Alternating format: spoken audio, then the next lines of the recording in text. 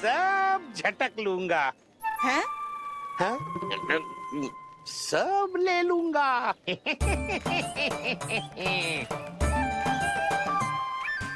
देखो श्रीमान, पूरे गोकुल में मुझसे अधिक स्वादिष्ट माखन किसी के पास ना होगो।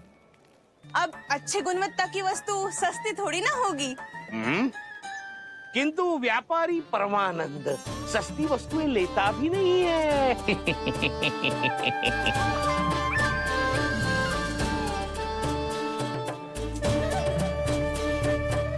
एक बार फिर सोच लो श्रीमान, हर मक्खन के मटके के बदले पूरे 2 सिक्के लेती हूँ मैं।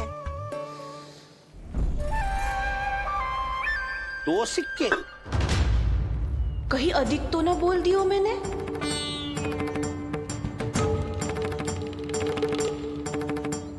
पर आप मेरे यहाँ पहली बार आए हो ना, तो हर 2 मटके पे 1 सिक्का कम कर दूंगी।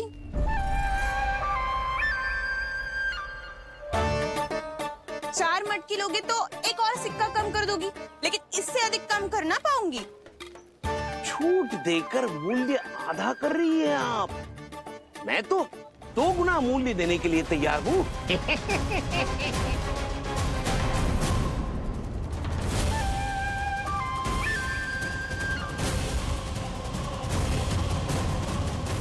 दो गुना मूल्य? 2 गुना मूल्य तो दूंगा, लेकिन मेरी एक शर्त है। सारी की सारी मटकियां चाहिए मुझे।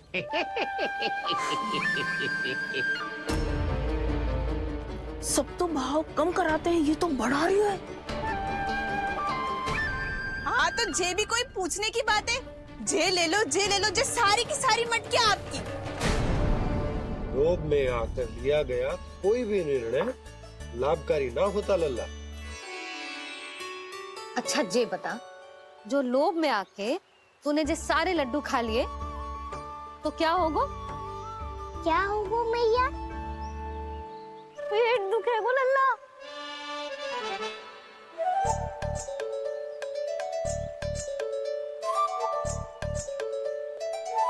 पीड़ा होगी, स्वास्थ्य बिगड़ जाएगा, फिर सोच ले, तू घर से बाहर ना निकल पाएगा।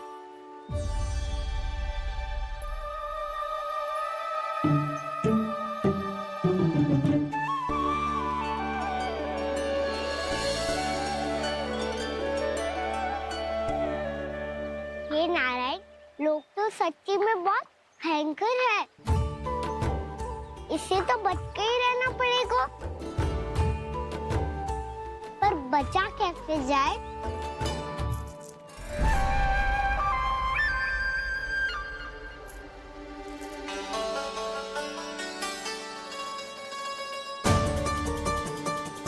अब फंस गए गांव वाले।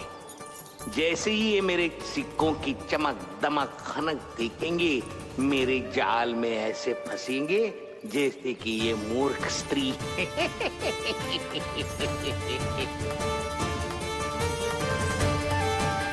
ये लीजिए, सामान्य मूल्य से 2 गुना मूल्य।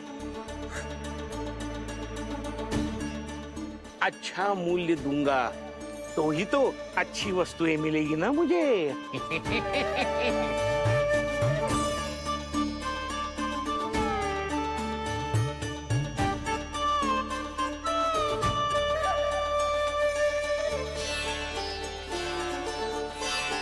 भाइयों, मैं मथुरा का सीधा साधा व्यापारी परमानंद हूँ। मेरी मिठाइयाँ विदेशों के अनेक राज्यों में बेची जाती है, इसलिए मुझे सदैव सर्वोत्तम दूध के उत्पादों की आवश्यकता होती है। तो जैसे ही मुझे पता चला कि गोकुल में दूध के सर्वोत्तम उत्पाद मिलते हैं, मैं यहाँ चला आया। अब जिसे भी मेरी तरह धन अर्जित करना हो, उज्जवल भविष्य बनाना हो, वो मेरे साथ व्यापार कर सकता है।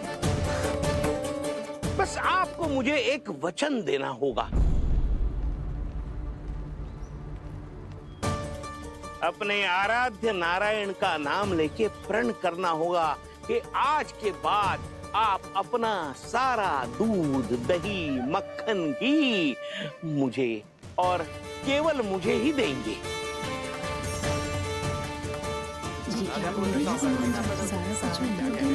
ताकि इनका प्रबंध करने के लिए मुझे कहीं और भटकना ना पड़े।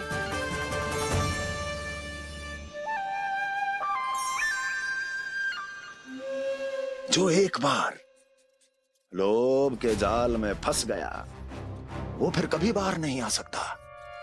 अधिक से अधिक और अधिक और अधिक पाने के लोभ में अपना सब कुछ खो बैठता है।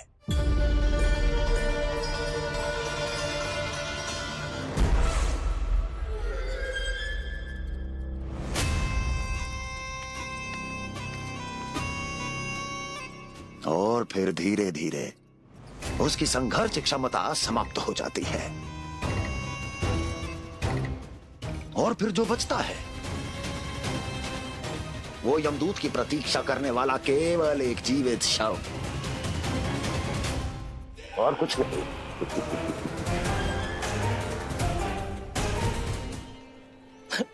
आपको अभी निर्णय लेने की कोई आवश्यकता नहीं है। मैं परसों सूर्यास्त के समय एक बार फिर आऊंगा, तब आप अपना निर्णय मुझे बता दीजिए। किंतु मेरे साथ व्यापार करने पर क्या होगा इसकी मैं झांकी दिखाऊंगा आपको। आज आप सभी इस हाट में जो लेकर आए हो वो सब लेकर जाऊंगा मैं, वो भी दुगना मूल्य देकर।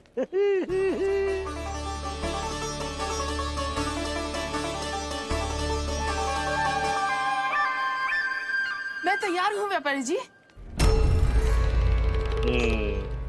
तू खड़ी खड़ी मुँह क्या देख रही है? जा सारी मटकियाँ लेके आ। हाँ मैया।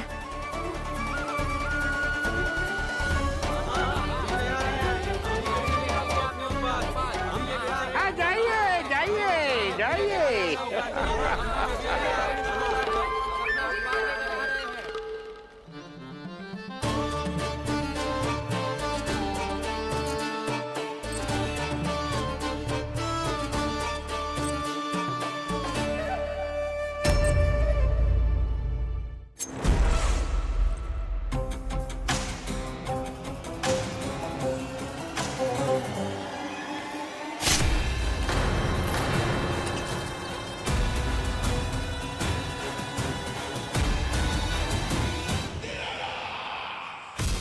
बस इसी तरह जब गोकुल के वासी थक हार कर मेरे चरणों में गिर जाएंगे, क्षमा मांगेंगे, गिड़गिड़ाएंगे, दया की गुहार लगाएंगे,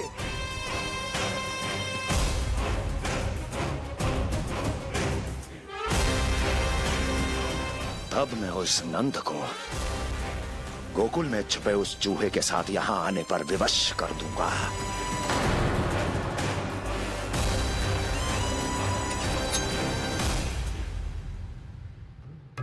इसे तो मैंने प्राण दान दे दिया, उसे नहीं दूंगा। अरे वचन जो दिया है तुम्हें कि सबसे पहले मैं तुम्हारी इन आंखों के सामने उसके प्राण लूंगा और फिर तुम्हारे।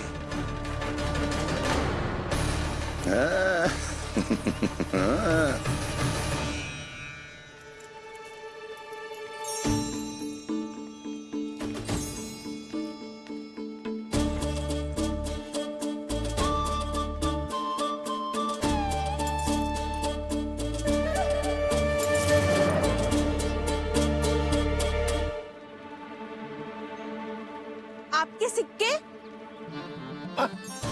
अब कौन उतरे, कौन झुके, कौन उठाए, रहने दीजिए। ऐसा समझेंगे धरती माता को दान दे दिया। चलो भाई चलो।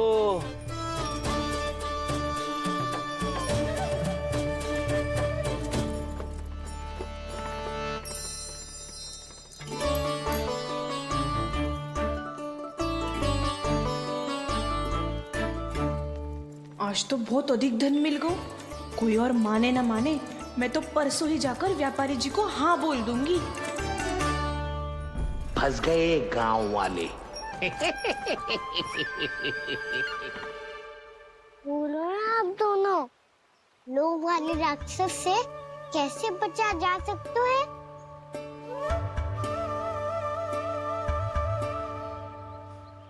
संतुष्टि से। ये संतुष्टि कौन है?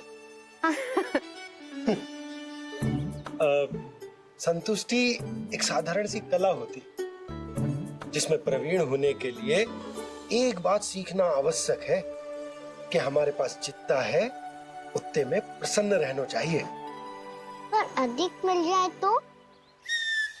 तो अपने परिवार या अपने सखाओं के साथ या किसी ऐसे व्यक्ति के साथ जिसे उसकी आवश्यकता हो बांट लेना चाहिए, ताकि सबके पास पर्याप्त हो और किसी को भी कछु कमी ना हो, किसी को वस्त्र के बिना रहना ना पड़े, भोजन के बिना सोना ना पड़े। और वैसे भी कान्हा, हम जितना अपनी वस्तुओं को बांटते हैं ना, उससे कई गुना अधिक नारायण हमें दे देते हैं। पर मैया, बस अब शेष प्रश्न घर जाके पूजा पूरी करने दे मुझे।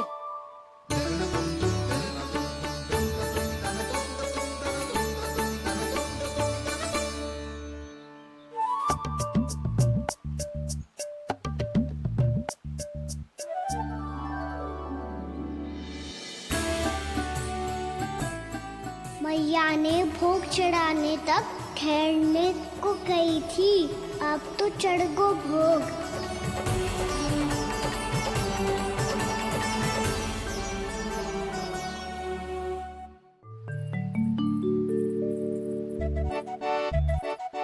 बाहर आ जाओ, सबके सब लड्डू लाया हूँ तुम्हारे लिए। हम तो तुझे भाव करके भयभीत करने वाले थे।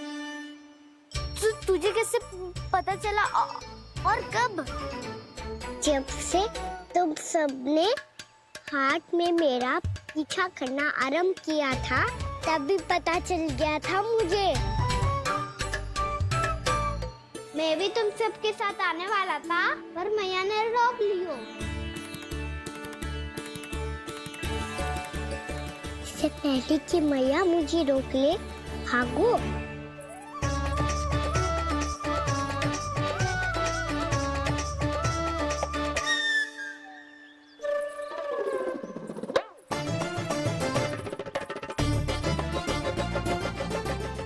भागो और लड्डू भी ले गो।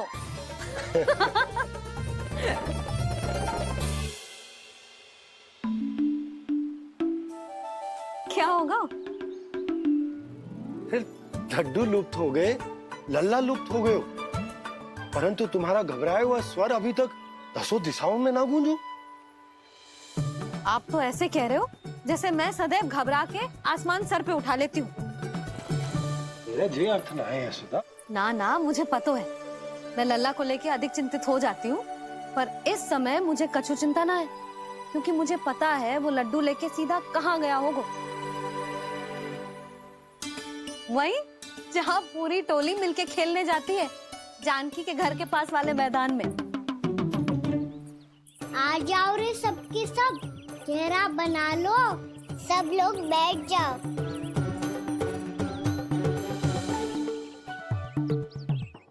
वहीं पेड़ के नीचे बैठ के सबको लड्डू बांटे गोजे। लो मधुमंगल, ये सुबल,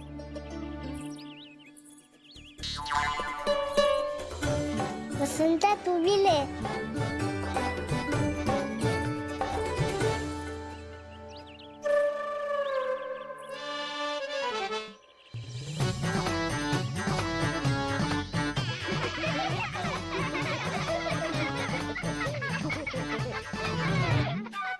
सुनी ना मैया ने क्या की? तो बहुत भयंकर तो है, बहुत भयानक। ताई जी ने ये भी तो कही थी कि आवश्यकता से अधिक की इच्छा करना लोभ हो तो है, पर मेरी तो आवश्यकता ही अधिक है कान्हा। इतने भारी बर्तन में एक लड्डू कहाँ जाओगो, कुछ पता भी ना चलोगो। फिर तुझे 2 ना 4 लड्डू देने पड़ेंगे।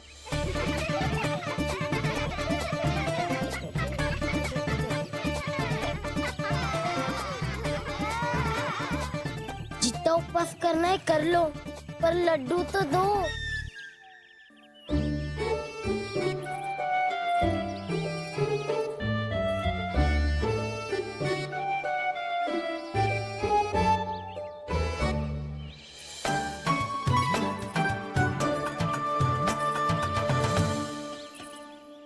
और जैसे ही जे बालक लड्डू खाने को होंगे, उनके मुंह तक पहुंचने से पहले ही कान्हा उन्हें रोक देगा। रुको,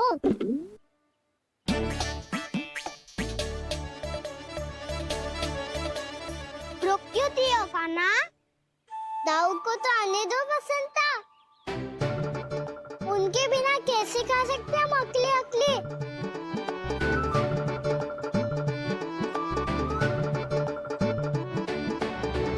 पर तुम्हें ये सब कैसे पता यशोदा? अरे, एक मैया से अधिक अपने संतान को कौन जानता है भला? कान्हा अपने दाऊ के बिना कुछ कर ही ना सकता। अब चाहे खेल खेलना हो या अपनी मैया के हाथ के लड्डुओं का आनंद उठाना। जहाँ कान्हा होगो, हाँ उसके बलदाऊ को तो होनो ही है। विलंब की आशंका से घबराओ मत, मैं आ गया हूँ।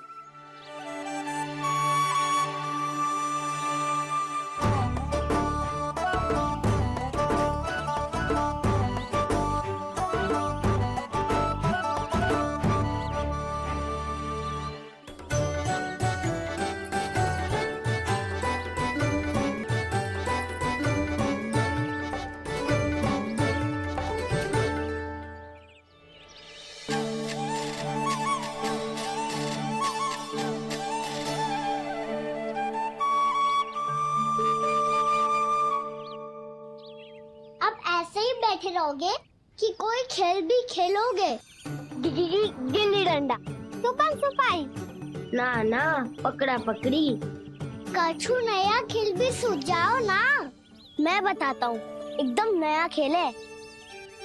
स्वयं भगवान विश्वकर्मा जी ने इसका आविष्कार किया है और स्वप्न में आके बताया है मुझे। और इसमें ना, लो आरंभ हो गया बड़बोला।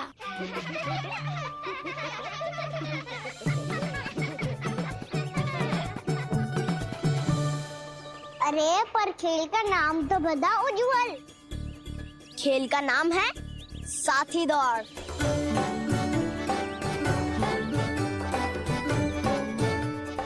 साथी दौड़? पर खेलते कैसे है इसे? बस एक साथी दूसरे साथी का पैर अपने से बांधता है और दौड़ लगाता है। तो चलो अपना अपना साथी चुनते हैं। लड्डुओं का भोज करके सब खेल में ऐसे मगन हो जाएंगे कि कोई घर आने का नाम भी ना लेगो। पर एक बार जो भूख लगी आई तो फिर देखना कैसे मैया के। क्या हुआ यशोदा, रुक क्यों गई? देखो जी भीतर।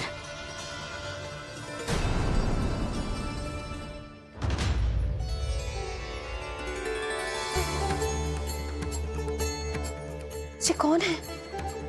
जैसे साक्षात मैया लक्ष्मी।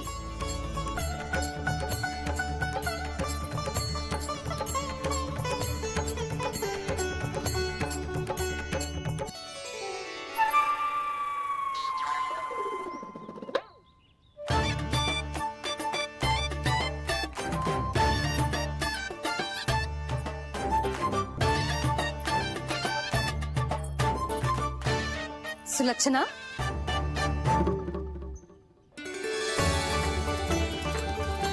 जशोदा जी, नंदराज। नारायण नारायण। नारायण नारायण। वो साधु महात्माओं की तरह अपना भविष्य देख रही थी। दोनों हाथों से धन बरस रहा था। स्वर्ण के सिक्कों के सागर में तैर रही थी। लग तो है दीवा स्वप्न देख रही थी। और सुलक्षणा बताओ, कैसे आना हुआ, वो भी इस वेशभूषा में? अच्छी लग रही हूँ ना मैं, रानी जैसी? क्षमा करना, वो तो आप हो ना। अब बताओ भी, ये सब क्या है? जे ही तो धनवान बनने का संकेत है जशोदा जी। अब बहुत सारा धन आएगो तो धनवान दिखना भी तो चाहिए कि ना। कहना क्या चाहती हो? जे ही के साक्षात कुबेर भगवान आए हैं गोकुल को समृद्ध करने। हैं?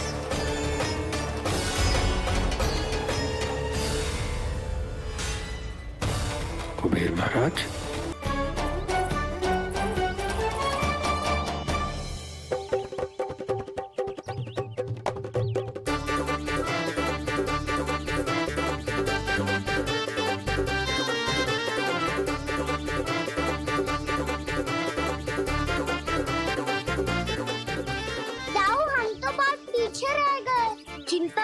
कहा ना, दौड़ के आरंभ में ही सारी शक्ति लगाने से हारने की आशंका बढ़ जाती है। देखो वो दोनों थक रहे हैं, यही समय है अपनी गति बढ़ाने का।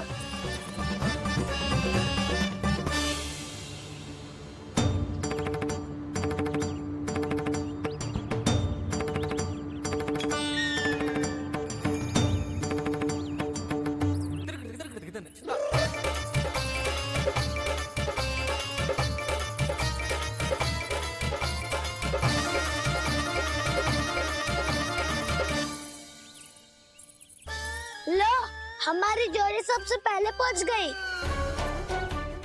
देखा मेरा बलदाव का बल।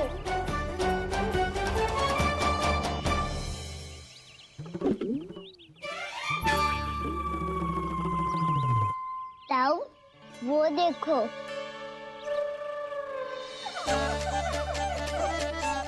मैया,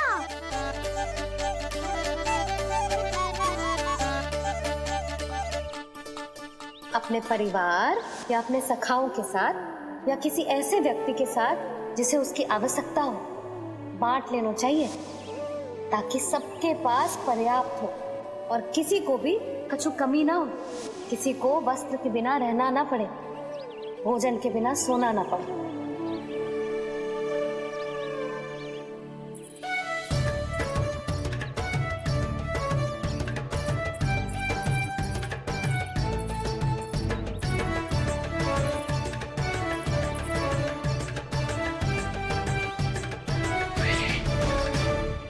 लग तो है इससे भूख लगी है।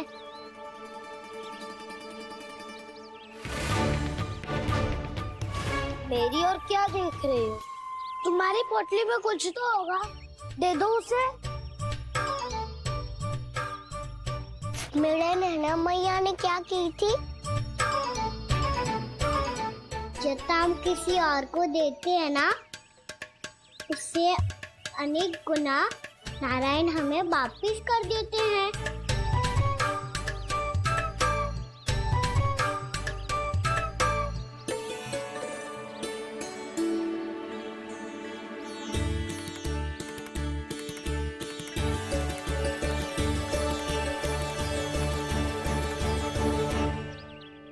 ओहो, अंतिम रोटी थी, पर वो तो मैं खा गो। अब तो बस मेरे हाथ में माखन लगा रह गो है।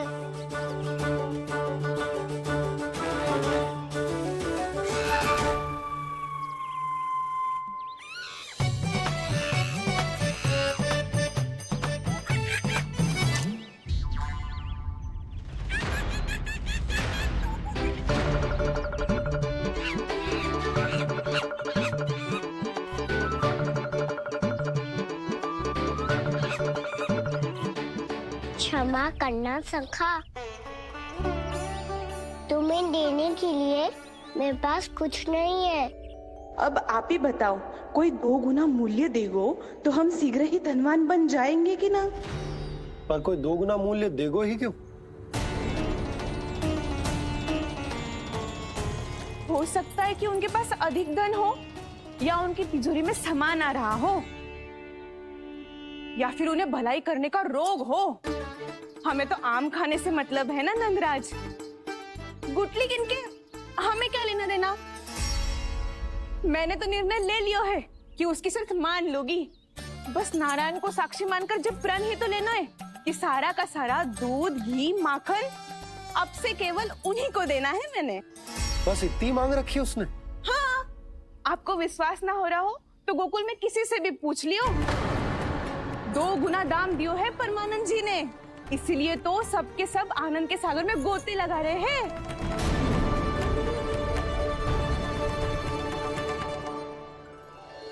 हे नारायण, सुनी है गांव वालों को 2 गुना लाभ हुआ है आज, पर मैं तो माखन बेच ही ना पाई क्योंकि हाट जाने के लिए कोई साधन ही ना मिलो मुझे। ये नया माखन अभी अभी बनायो है मैंने। प्रतिदिन जो माखन निकालती हूँ सबसे पहले आपको चढ़ाती हूँ, ये सोचकर कि कभी तो आपकी कृपा होगी, पर जाने आपका आशीर्वाद कब मिलेगा मुझे, पर जाने कब आपका आशीर्वाद मिलेगा मुझे। यदि इस बार भी मेरा माखन बेकार हो गई हो ना, तो सच्ची कह रही हूँ, कल से भोग में आपको कुछ भी ना चढ़ाऊंगी मैं। कल से भोग में आपको कुछ भी ना चढ़ाऊंगी मैं। कान्हा, मुस्कुरा क्यों रहे हो? वानर महाराज की भूख कैसे मिटानी है पता है मुझे। कैसे? माखन से। और माखन कहाँ मिलेगा? सावित्री मौसी के घर से। तो क्या तुम फिर से माखन चुराने की सोच रहे हो? दाऊ, मेरी बात प्रश्न ही नहीं उठता, इसकी अनुमति नहीं दूंगा मैं। गोकुल वासियों को ऐसा वचन देने की अनुमति ना दे सकता मैं। बिना सोचे समझे कैसे वो किसी अपरिचित व्यापारी के शब्दों पर विश्वास कर सकते हैं?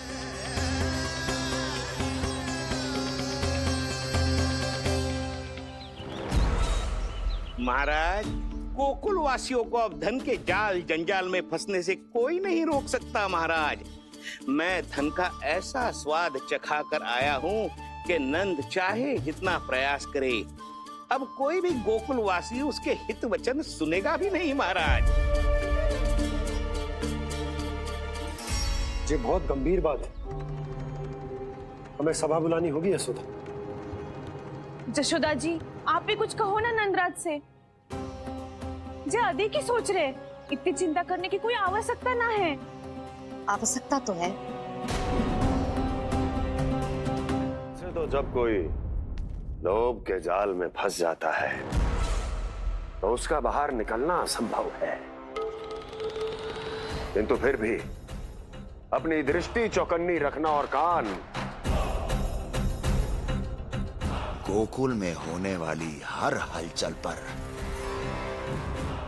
क्योंकि मैं नहीं चाहता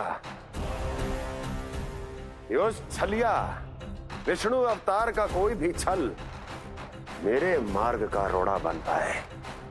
अवश्य महाराज।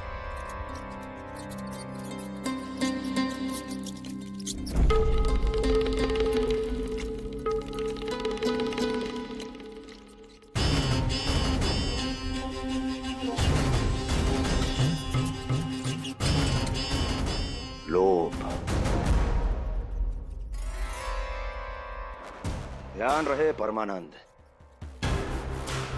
गोकुल वासियों पर लोभ का प्रभाव हर बीतते क्षण के साथ बढ़ता चला जाना चाहिए।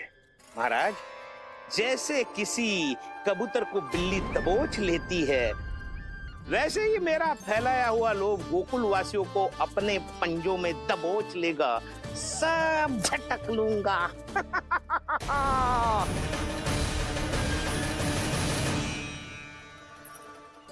इससे पहले कि माखन पीला पड़ जाए, उसे आंच में तपाकर घी निकाल लेना चाहिए ना, तो पूरा का पूरा माखन बिगड़ जाता है।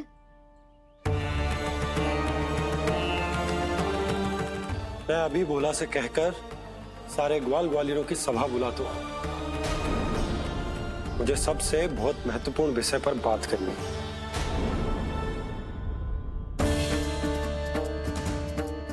मति भ्रष्ट हो गई थी मेरी, जो यहाँ चली आई।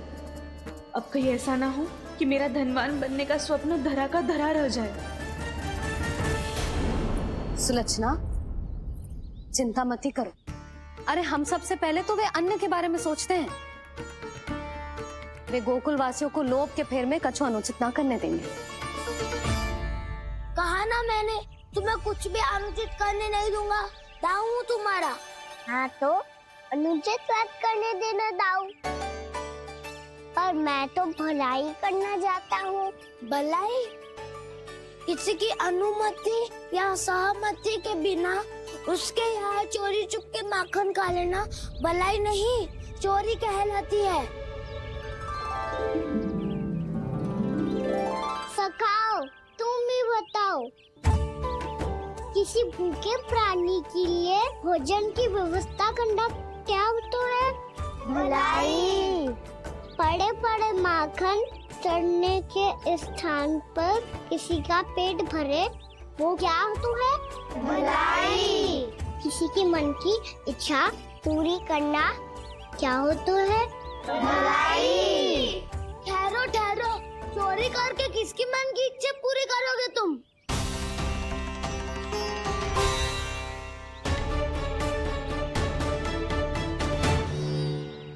और किसकी दाऊ? स्वयं सावित्री मौसी की।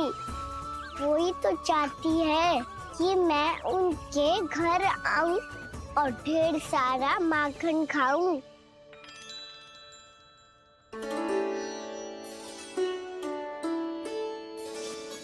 तो फिर अगला घर आपका। क्षण भर तो ऐसा लगो जैसे कान्हा ने मेरी मन की इच्छा सुन ली हो। वैसे कितना अच्छा हो तो यदि सुन ही ले तो। तुम्हारे कहने का अर्थ है कि सावित्री मौसी चाहती थी कि तुम उनके घर भी जाओ, जैसे जानकी के घर गए थे। ये बात तो उन्होंने मैया के सामने भी कही थी कि मैं उनके घर जाऊं। ये तो उनका सौभाग्य होएगा। किसी का सौभाग्य बिगाड़ते इतने बुरे ना है हम। ये बात तो सही कही है। मुझे भी कुछ अनुचित ना लगता है इसमें। तुम तो सत्यवादी हो मधुमंगल, तुम्हें क्या लगता है? अब बोल भी दो, वानर महाराज भूखे हैं। वानर महाराज से अधिक भूखा तो मुझे तू लग रहे हो। यदि कान्हा सच्ची में जैसा वानर महाराज की भूख मिटाने के लिए और सावित्री मौसी की इच्छा पूरी करने के लिए कर रहा है, तो दादी के सीख के अनुसार मुझे इसमें कछु अनुचित ना लगता। पक्का हम सच में चोरी नहीं भलाई करने जा रहे हैं। सही कहा दाऊ। यदि भूखे असहाय वानर महाराज का पेट भरोगे तो इसका असली पुण्य तो सावित्री मौसी को ही मिलेगा। इसका अर्थ तो ये हुआ कि कान्हा सावित्री मौसी का घर माखन चुराने नहीं जाएगा, बल्कि उसे दुगना कर देगा। बात तो सही है, तो फिर मैं तुम्हें नहीं रोकूंगा।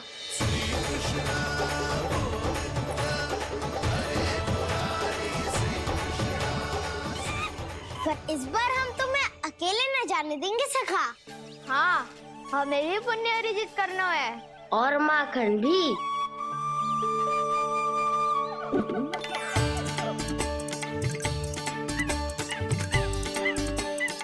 लगता है देव वानर महाराज भी हमारी टोली में सम्मिलित होना चाहते हैं। तब तो ये सबको ये कला सिखानी पड़ेगी। सही कहा सका। अच्छे काम का प्रचार प्रसार तो होना ही चाहिए ना। तो ठीक है, सिखा दूंगा और हमारी टोली कहलाएगी चौर्य विद्या प्रसारण टोली। और कान्हा तू बन जाइयो इसका अध्यक्ष और दाऊ बनेंगे उपाध्यक्ष। मुझे स्वीकार है। चौर्य विद्या प्रसारण टोली की जय। चौर्य विद्या प्रसारण टोली की जय। और सुनो क्या करना है और कैसे।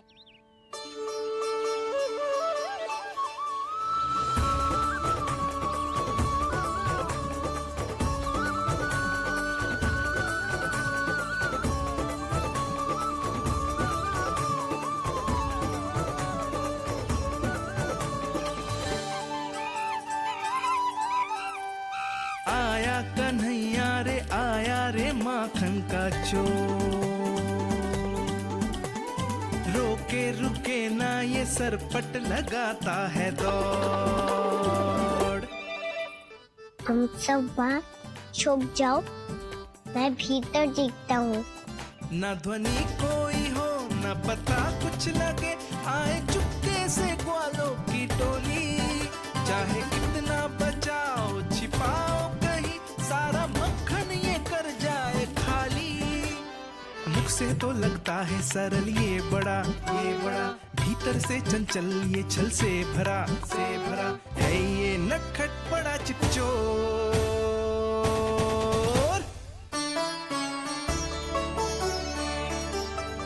इतनी ऊपर टांग रही हो मौसी? कान्हा सच में आ गयो तो मैं तो धन्य हो जाऊंगी।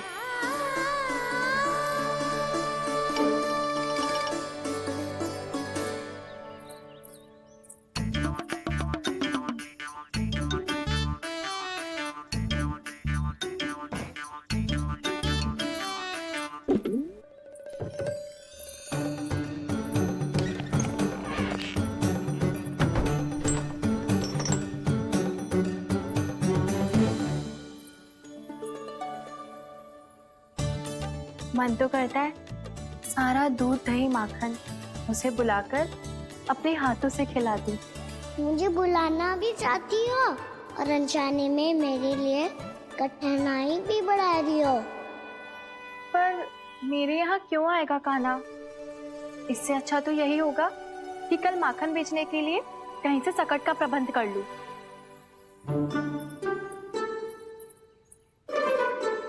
छुप जाओ छुप जाओ।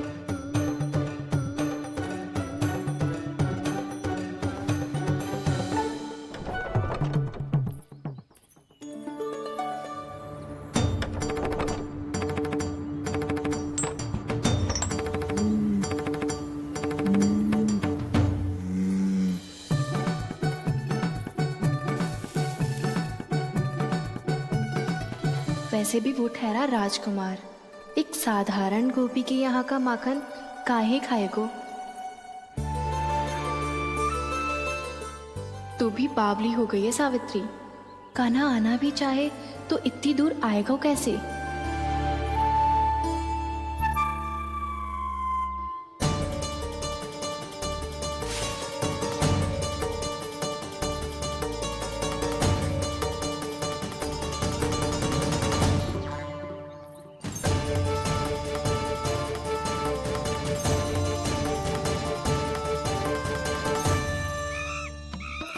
ओ मैया,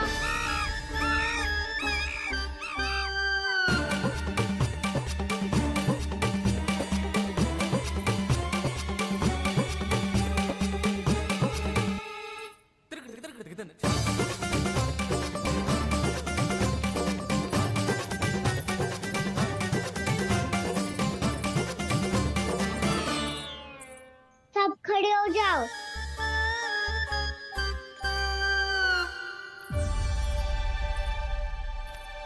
सच्ची मैं भी कितनी बावली हो गई हूँ ना। जब नंदवन की ओर जा ही रही हूँ तो कान्हा के लिए थोड़ा सा माखन ले जाती हूँ।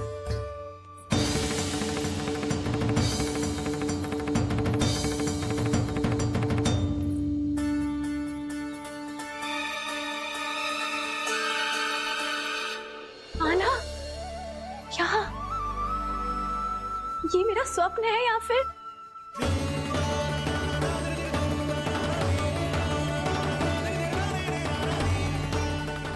ये सारे बालक यहाँ क्या कर रहे हैं कान्हा के साथ? क्या जानकी सत्य कह रही थी? कान्हा यहाँ पर माखन चुराने आया है।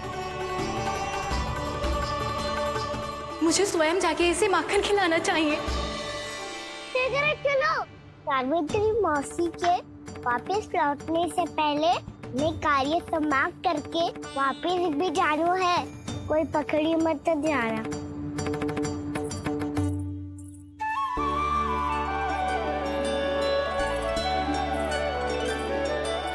ये मुझे देख के भागो तो ना, ये जो कर रहा है, जैसे कर रहा है, मुझे करने देना चाहिए।